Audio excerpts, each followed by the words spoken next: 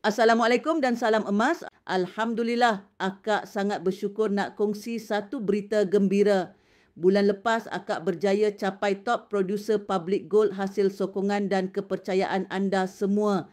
Terima kasih kepada semua penyimpan emas yang terus percaya dan konsisten menambah simpanan bersama akak.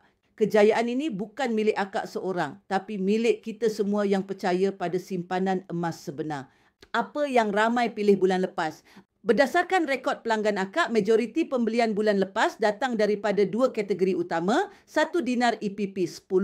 Ramai pilih 1 dinar sebab harganya mampu milik, mudah simpan dan senang dijual semula. Pembayaran melalui APP 10, Easy Payment Purchase 10 bulan, buatkan ia ringan di poket. Hanya perlu bayar ansuran kecil setiap bulan, tapi akhirnya dapat satu keping emas fizikal yang bernilai tinggi. 10 gram gold bar EPP 10. Penyimpan serius pula cenderung pilih 10 gram juga melalui EPP 10.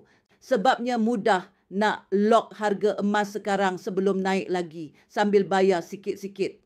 Ramai ambil peluang ni sebab mereka tahu harga emas tak tunggu sesiapa. Akaun junior pun tak ketinggalan. Menariknya, ramai ibu bapa mula buka akaun junior gap untuk anak-anak mereka. Kebanyakan pilih auto debit RM200 sebulan. Simpanan kecil tapi sangat konsisten.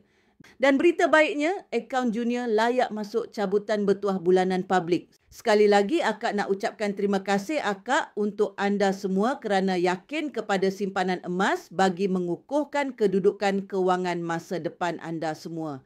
Kepada yang belum mula simpan emas, WhatsApp akak sekarang. Akak bantu terbaik.